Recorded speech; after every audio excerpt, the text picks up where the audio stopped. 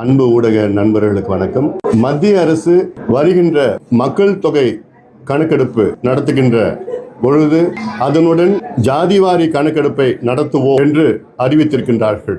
இதை பாட்டாளி மக்கள் கட்சி முழுமையாக வரவேற்கிறது. இந்த கோரிக்கையை எங்களுடைய மருத்துவர் ஐயா அவர்கள் 45 ஆண்டு காலமாக ஆயிரக்கணக்கான போராட்டங்களை நடத்தி ஆயிரக்கணக்கான கடிதங்கள், சந்திப்புகள், ஆர்ப்பாட்டங்கள், எத்தனையோ தொண்டர்கள் இதற்காக சிறைக்கு சென்றார்கள். மருத்துவர் ஐயா அவர்கள் பிரதமர்கள், குறிப்பாக ராஜீவ் காந்தி அவர்களை பல முறை சந்தித்தார். அதன் தொடர்ச்சியாக விபி சிங் அவர்களை சந்தித்தார். அதன் பிறகு வாஜ்பாய் அவர்களை பல முறை சந்தித்தார். மன்மோகன் சிங் அவர்களை பல முறை சந்தித்தார். பிரதமர் மோடி அவர்களை பல முறை சந்தித்து இதை வலியுறுத்தி மக்கள் தொகை கணக்கெடுப்பின் பொழுது ஜாதிவாரி கணக்கெடுப்பு நடத்த வேண்டும் என பல முறை வலியுறுத்தி வெற்றி பெற்றிருக்கின்றார். இந்த வெற்றி எங்களை பொறுத்தவரை எங்களுடைய மருத்துவர் ஐயா அவர்களுக்கும் பாட்டாளி மக்கள் கட்சிக்கும் சேரும். பிரதமர் மோடி அவர்களுக்கு எங்களுடைய வாழ்த்துக்கள், பாராட்டுக்களை நாங்கள் தெரிவிக்கின்றோம்.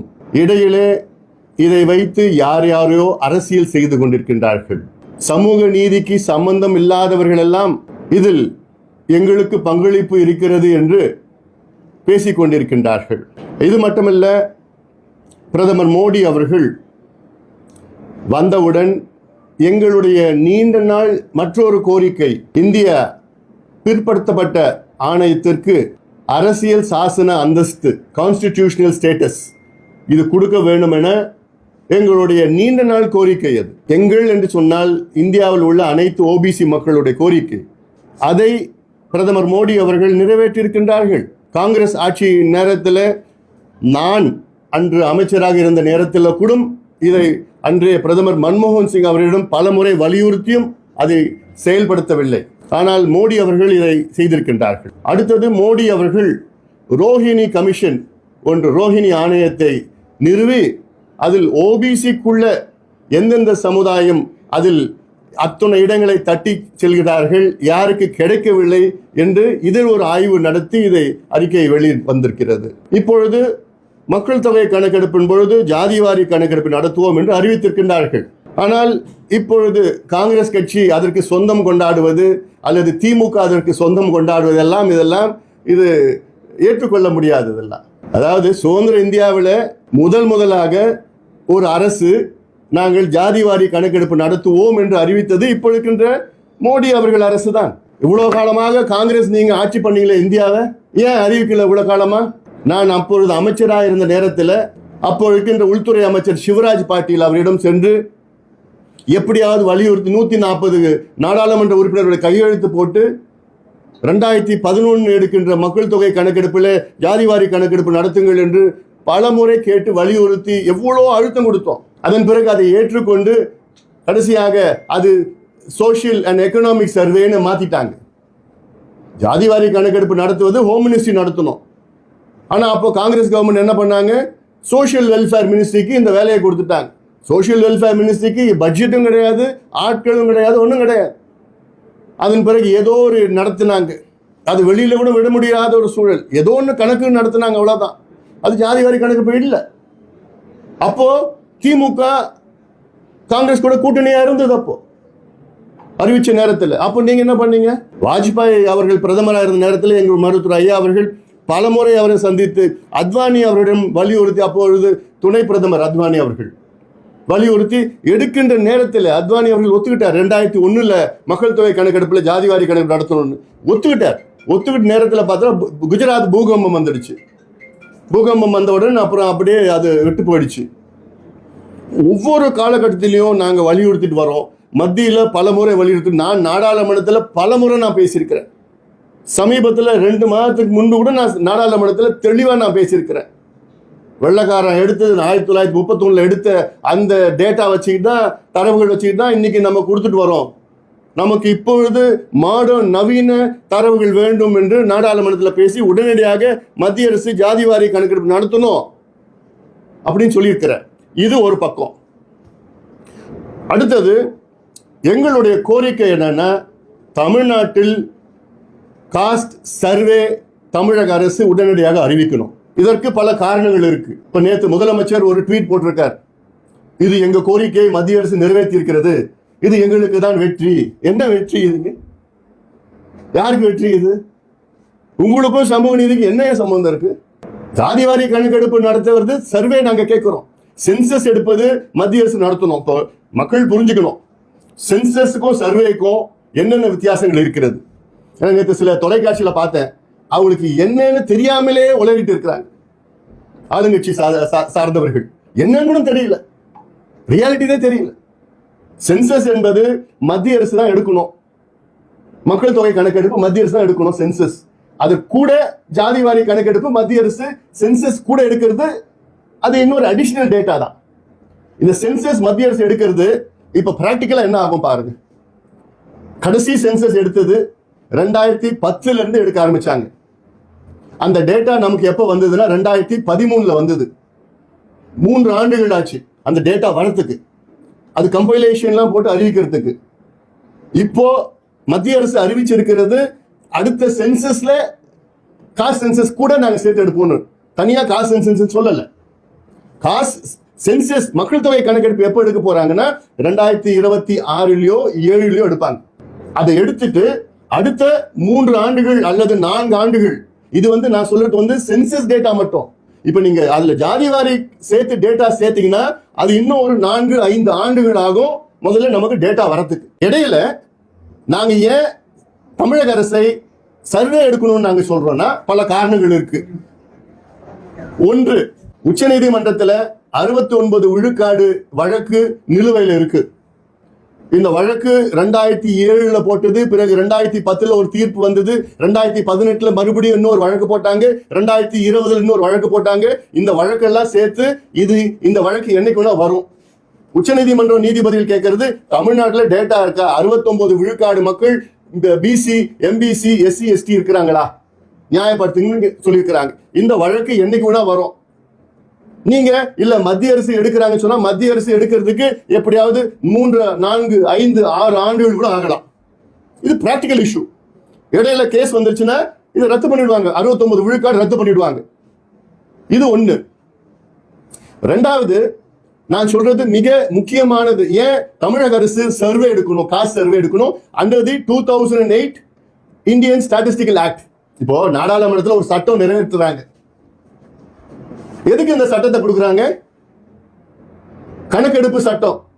கணக்கெடுப்பு சட்டம்னா நீ மாநில அரசு, மத்திய அரசு, உள்ளாட்சி பிரதிநிதிகள், பஞ்சாயத்து தலைவர்களும் அந்த இந்தியன் ஸ்டாட்டிஸ்டிக்கல் ஆக்ட் 2008 படி எல்லா கணக்கெடுப்பு நடத்தலாம், டேட்டா வாங்கலாம். ஒரு பஞ்சாயத்து தலைவர் அவங்க பஞ்சாயத்துல எத்தனை வீடு இருக்கு, எத்தனை வீட்டுல யார் யார் இருக்கிறாங்க, அதுல அரசு வேலைகள் இருக்காங்களா, இல்ல அவங்க குடிசையில வாழறாங்களா, அவங்களுக்கு எத்தனை ஏக்கர் இருக்கு, இல்ல அவங்க வீட்டுல கழிப்பறைகள் இருக்கா, மின்சாரம் இருக்கா, சாக்கடை இருக்கா, எத்தனை பேர் படிச்சிருக்காங்க, எத்தனை பட்டதாரிகள், முதல் பட்டதாரி, இதெல்லாமே ஒரு பஞ்சாயத்து தலைவர் கூட எடுக்கலாம். ஆனா தமிழ்நாட்டுல நம்ம முதலமைச்சர் எடுக்கிறதுக்கு மனசு இல்லை அவருக்கு. ஏன் எடுக்க மாட்டீங்க? ஏன் உங்களுக்கு விருப்பம் இல்லையா? தமிழ்நாட்டில் என்னென்ன மக்கள் எந்த நிலையில் இருக்கிறாங்கன்னு தெரியறதுக்கு உங்களுக்கு விருப்பம் இல்லையா? ஒரு நல்ல ஆட்சி செய்கின்றவர் முதலமைச்சர் யார் அந்த நாற்காலியில் உட்கார்ந்தாலும் அவங்க என்ன முதல்ல மனசுல வரணும், தமிழ்நாட்டில் இவ்வளவு மக்கள் இருக்கிறாங்க, இந்த மக்கள் என்ன நிலையில இருக்கிறாங்கன்னு தெரிஞ்சாதானே நான் அவருக்கு ஏற்ற திட்டங்கள் கொடுக்க முடியும். ஒரு உதாரணம் நான் சொல்றேன். தமிழ்நாட்டில் 114 பிரிவுகள் எஸ்சி எஸ்டியில் இருக்கு. தமிழ்நாட்டில் அந்த 114ல 36 பிரிவுகள் மலைவாழ் மக்கள் எஸ்டியில் இருக்கிறாங்க தமிழ்நாட்டில் மட்டும்.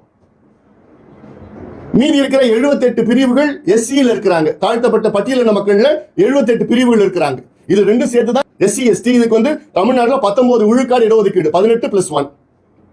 இப்போ நல்ல நிர்வாகி என்ன செய்யணும்? எஸ்சி எஸ்டிக்கு நாங்க 19 விழுக்காடு இடஒதுக்கீடு கொடுக்கிறோம். இந்த இடங்கள், இந்த கல்வியோ, இந்த வேலை வாய்ப்போ, இந்த 114 பிரிவுகளுக்குள்ள யார் அதிகமா எடுத்துட்டு போறாங்க, யாருக்கு கிடைக்கல, யாருக்கு குறைவா கிடைக்குது, இந்த டேட்டா வேணுமா வேணாமா? இந்த டேட்டா வச்சாதான் அது யாருக்கு கிடைக்காத மக்களுக்கு கிடைக்க வைக்கணும். அதுதான் டேட்டா வேணும், அதுக்குதான் சர்வே வேணும். இது மொத்தத்தில் தமிழ்நாட்டில் 377 சமுதாயங்கள் இடஒதுக்கீட்டை அனுபவித்துக் கொண்டிருக்கின்றார்கள். 69 விழுக்காடு இடஒதுக்கீட்டை 377 சமுதாயங்கள் அனுபவித்துக் கொண்டிருக்கின்றார்கள். அந்த 377 சமுதாயங்களுக்காக கூட இதுல எந்தெந்த சமுதாயம் எல்லா இடத்தையும் தட்டிட்டு போறாங்க, யாருக்கு கிடைக்கல. இப்ப மலை குறவர்கள் இருக்கிறாங்க, அவங்க எவ்வளவு பேர் இருக்காங்க யாருக்காவது தெரியுமா? என்ன நிலையில இருக்கிறாங்க தெரியுமா? அதுல யாராவது படிச்சிருக்கிறாங்கன்னு தெரியுமா? அப்ப இந்த டேட்டாலாம் வந்து முதலமைச்சருக்கு தெரியறதுக்கு அவசியம் இல்லையா? விருப்பம் இல்லையா? அதனாலதான் சொல்றாங்க சர்வே எடுங்க. சர்வே எடுத்து எஸ்சி எஸ்டில நீங்க இன்னும் கொஞ்சம் உள்ஒதுக்கீடு கொடுங்க. கிடைக்காதவங்களுக்கு நீங்க இப்ப அருந்ததியருக்கு 3 விழுக்காடு கொடுக்குறீங்க. அருந்ததியர் ஒரு பிரிவு, தனி பிரிவு. ஆதி திராவிடர் ஒரு பிரிவு, தேவேந்திர குல வேளாளர் ஒரு பிரிவு, 3 பெரிய பிரிவுகள். ஆனா அவங்களுக்குள்ள இருக்கிற பிரிவுகள் எவ்வளவு இருக்கு? 78 பிரிவுகள் இருக்கு. அவங்களுக்குள்ள 78 பிரிவுகள் யார் யாரு கிடைக்கல, இடம் கிடைக்கல, படிப்பு கிடைக்கல, வேலை கிடைக்கல, ரொம்ப மோசமா இருக்காங்கன்னு அதை தெரிஞ்சுக்கிறதுக்கு சரியா வேணும். 20% எம்பிசி வச்சிருக்கீங்க, அதுல 115 சமுதாயம் இருக்கு. இந்த 115 சமுதாயம் என்ன நிலையில இருக்கிறாங்கன்னு தெரிஞ்சுக்கணும். யார் அதிகமா அதுல 115 சமுதாயங்கள் யார் அதிகமா எண்ணிக்கையில எடுத்துட்டு போறாங்க சீட்டை, யாருக்கு கிடைக்கல, யாரு குறைவா இருக்கு, அதை நிவர்த்தி செய்வதற்கு நமக்கு டேட்டா வேணும். பிசியில 30% நம்ம கொடுக்கிறோம் இடஒதுக்கீடு. பிசியில யாரு எல்லா இடத்தையும் தட்டிட்டு போறாங்க, இல்ல யாரு கம்மியா தட்டிட்டு போறாங்க, இதெல்லாம் தெரிஞ்சுக்கிறதுக்கு மாநில அரசு தான் டேட்டா எடுக்கணும். மத்திய அரசு எடுக்கிற சென்சஸ் வந்து மேக்ரோ லெவல். மேக்ரோ லெவல் என்றால் ஓரளவுக்கு ஒரு தெரிஞ்சு தலையை எண்ணிப்பாங்க. தமிழ்நாட்டில் நாடார் சமுதாயம் எத்தனை பேர் இருக்கிறாங்க, வன்னியர் எத்தனை பேர் இருக்கிறாங்க, மீனவர்கள் எத்தனை பேர் இருக்கிறாங்க, கவுண்டர்கள் எத்தனை பேர் இருக்காங்க, தேவர்கள் எத்தனை பேர், இப்படிதான் தலை எண்ணுவாங்க. ஆனா சர்வே என்பது அதுல டீடைலா எடுத்துக்கலாம். இந்த சமுதாயத்துல என்னென்ன நிலையில இருக்காங்க. 1 பாப்புலேஷன், 2 சமூக பின்தங்கிய நிலை. இது ரெண்டும் எக்ஸ்ட்ராபுலேட் பண்ணாதான் நமக்கு உண்மையான நிலை கிடைக்கும். இதுதான் உச்சநீதிமன்றமும் உயர்நீதிமன்றமும் விரும்புறாங்க. சும்மா மக்கள் தொகை இவ்வளவு இருக்கிறாங்க, இவ்வளவு வந்து இடஒதுக்கீடு கொடுக்கணும் அப்படின்னு கோர்ட்ல நீதிமன்றத்தில் ஏத்துக்கிறதுக்கு இல்ல. அவங்க என்ன கேட்கிறாங்க?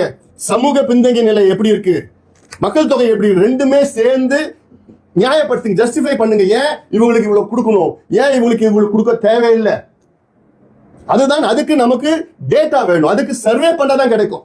இப்ப இன்னொன்னு கூட சொல்றேன், மத்திய அரசு மக்கள் தொகை கணக்கெடுப்பின் பொழுது இந்த 30 கேள்விகள் தான் கேட்பாங்க. அந்த 30 கேள்விகள கிட்டத்தட்ட 20 கேள்விகள் வந்து எந்த வீடு, எப்படி நம்பர், எத்தனை பேர், அதெல்லாம் வந்து சென்சஸ் டேட்டா. இந்த ஜாதிவாரி கணக்கெடுப்பு மொத்தம் 5 கேள்வி தான் கேட்பாங்க. இன்னும் அது வெளியில விடல எப்படி பண்ண போறாங்கன்னு. பட் இப்படிதான் இருக்கணும், ஏன்னா 145 கோடி மக்கள், 5 கேள்வி தான் ஜாதிவாரி கணக்கெடுப்புக்கு கேட்பாங்க. அந்த நிலையெல்லாம் இருக்கு. ஆனால் அதை வைத்து இங்க இருக்கின்ற தமிழ்நாட்டில் நம்ம நியாயப்படுத்த முடியாது. அதுக்காக நான் சொல்றேன், உங்களுக்கு சட்டம் இருக்கு. தெலுங்கானால பண்ணிருக்கிறாங்க. தெலுங்கானா எத்தனை கேள்வி தெரியுமா கேட்டிருக்கிறாங்க? 75 கேள்விகள் கேட்டிருக்கிறாங்க. 56 முதல் கேள்வி, முக்கிய கேள்விகள், மெயின் கொஸ்டின்ஸ். மீதி இருக்கிறத துணை கேள்விகள். 75 கேள்விகள் கேட்டு அவங்களுடைய முழு விவரம் எடுத்து அதன் பிறகுதான் இப்போ இடஒதுக்கீடு அதிகப்படுத்துறதோ. இடஒதுக்கீடு மட்டும் நான் பேசல, நான் சொல்றேன், இப்போ ஒரு சமுதாயம் மலை குறவர்கள் இருக்கிறாங்க, அவங்கள பத்தி ஃபுல் டேட்டா எடுக்கிறோம். எடுத்துட்டு அவங்க ரொம்ப மோசமான நிலையில இருக்கிறாங்கன்னா அந்த சமுதாயத்தை எப்படி முன்னேற்றலான்னு டேட்டா இந்த சர்வேல தான் எடுக்க முடியும். மத்திய அரசு எடுக்கிற சென்சஸ்ல வராது, எடுக்க முடியாது. அப்படி எடுத்து அந்த மலை குறவர்களுக்கு அவங்க தனிப்பட்ட முறையில எத்தனை வீடுகள் எங்கெங்க இருக்கிறாங்க, அவங்களுக்கு வேலை வாய்ப்பை கொடுங்க, அவங்களுக்கு கடனை கொடுங்க, இலவசத்தை கொடுங்க, வேலையை உருவாக்குங்க, படிப்பை கொடுங்க. அப்படி மைக்ரோ லெவல்ல எடுத்து அவங்க மைக்ரோ டார்கெட் பண்ணாதான் தமிழ்நாடு முன்னேறும். இல்ல குத்து மதிப்பா நாங்க அரசியல் பண்ணிட்டு எங்களுக்கு அதிகாரம் இல்லை சொல்றதுலாம் அதை ஏத்துக்க முடியுமா? ஒரு முதலமைச்சர் சட்டமன்றத்தில் அதிகாரம் இல்லை, எப்படி அதிகாரம் இல்லை? எதுக்கு நாங்க நாடாளுமன்றத்தில் வந்து இந்த சட்டத்தை கொடுத்தோம்? உங்களுக்கு கணக்கெடுக்க நடப்பதா சட்டம் கொடுத்தோம். இந்தியன் புள்ளியியல் விவர சட்டம், பேரு இந்திய புள்ளியியல் விவர சட்டம், இந்தியன் ஸ்டாட்டிஸ்டிக்கல் ஆக்ட் 2008 பாஸ் பண்ணுது. அந்த சட்டத்தின் கீழ் தான் பீகார்ல எடுத்திருக்கிறாங்க, தெலுங்கானால எடுத்திருக்கிறாங்க, கர்நாடகாவில் எடுத்திருக்கிறாங்க, இப்ப ஆந்திராவில் அறிவிச்சிருக்காங்க, ஒடிசால அறிவிச்சிருக்காங்க, நடத்திட்டு இருக்கிறாங்க. எந்த நீதிமன்றமும் இந்த இந்தியன் ஸ்டாட்டிஸ்டிக்கல் ஆக்ட் 2008 படி புள்ளி விவரங்களை சேகரிக்கிறதுக்கு தடை பண்ணல. நேற்று தொலைக்காட்சியில பார்த்தா பொய்ய சொல்லிட்டு இருக்கிறாங்க. நீதிமன்றம் தடை பண்ணிடுச்சு. எப்படியா பொய்ய சொல்றீங்க நீங்க? இந்தியாவில் இது வரைக்கும் இந்தியன் ஸ்டாட்டிஸ்டிக்கல் ஆக்ட் 2008 பயன்படுத்தி யாராவது எந்த டேட்டா எந்த மாநிலம் எடுத்தாலும் எந்த நீதிமன்றம் தடை பண்ண முடியாது.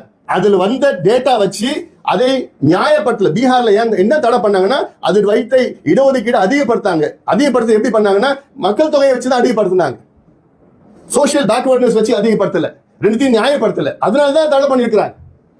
இது ரெண்டும் சேர்த்து நீங்க அது சேர்த்து கொலாபரேட் பண்ணீங்கன்னா ஒண்ணுமே யாரும் எந்த நீதிமன்றம் தடை பண்ண முடியாது.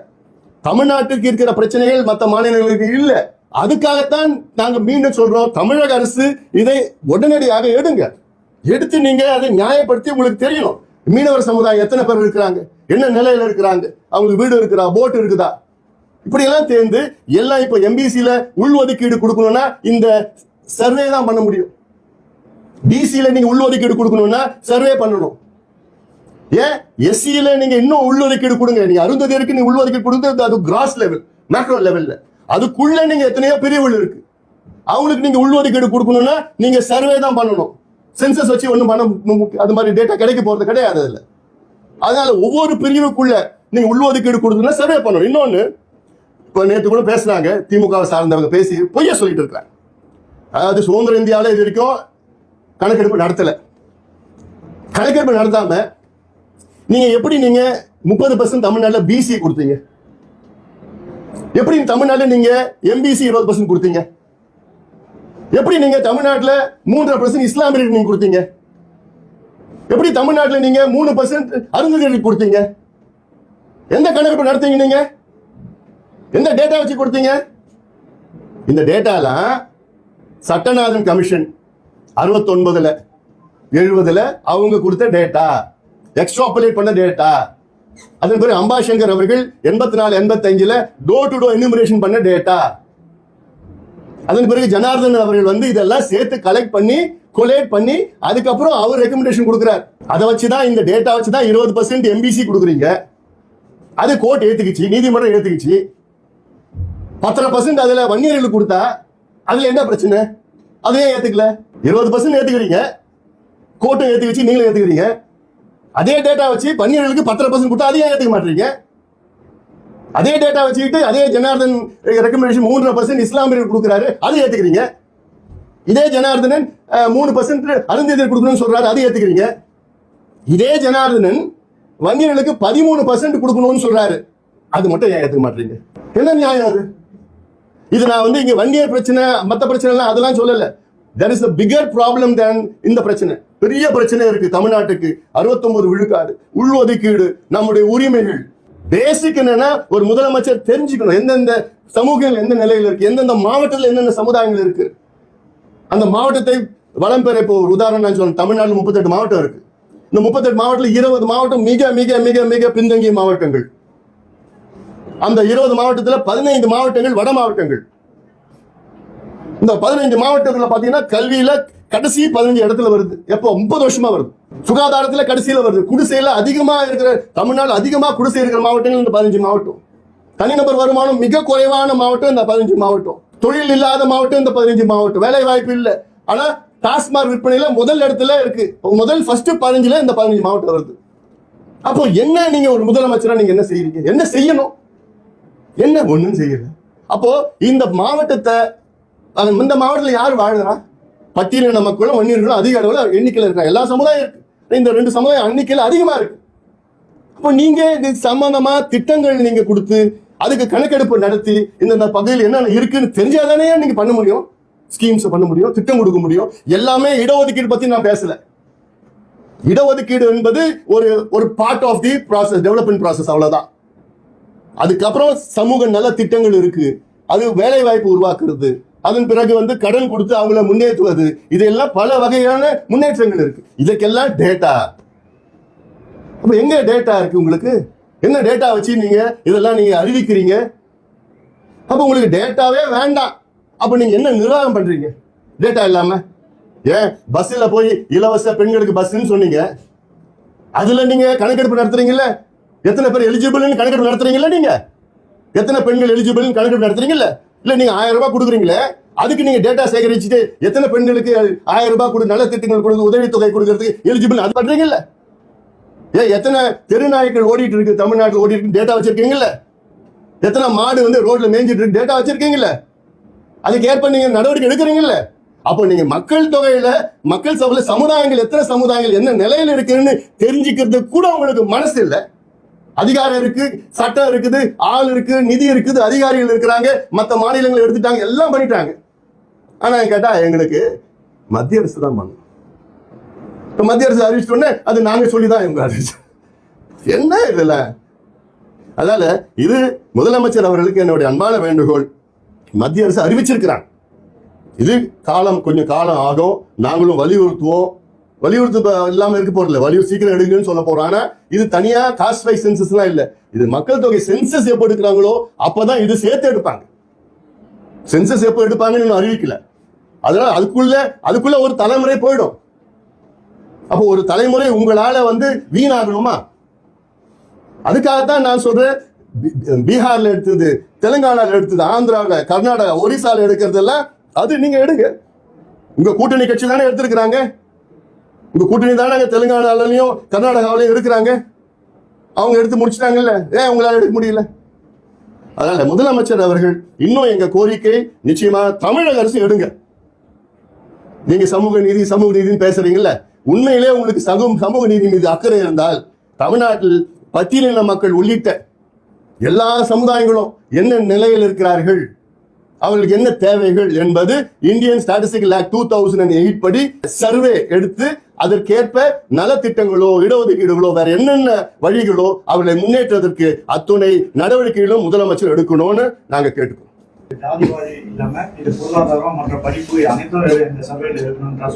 எல்லாமே நான் சொல்றது 75 கேள்விகள். மத்திய அரசு எடுத்தாலும் 5 கேள்வி தான் எடுப்பாங்க.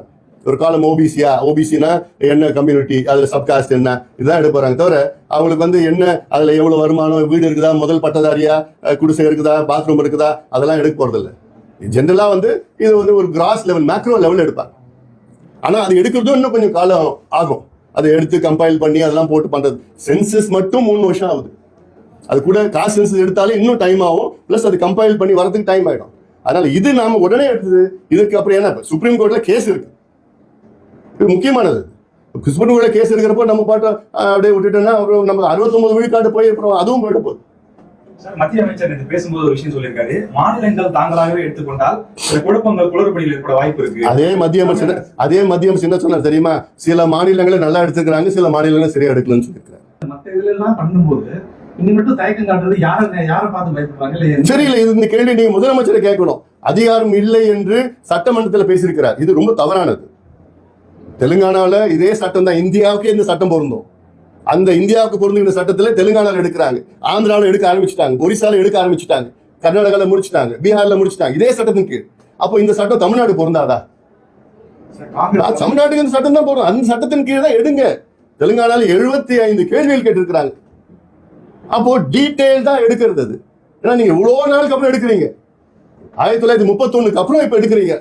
கிட்டத்தட்ட 93 ஆண்டுகளுக்கு பிறகு இப்ப எடுக்கிறோம். அது எடுத்துக்கிட்டு நல்லா எடுத்து ஒழுங்கா எடுத்து இது இந்த டேட்டா வச்சுட்டு அடுத்த 50 ஆண்டுகள் இந்த டேட்டா வச்சுட்டு பண்ணணும்.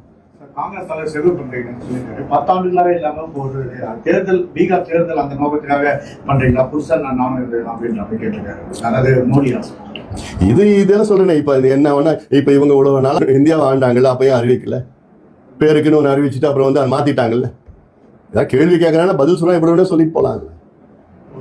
நன்றி.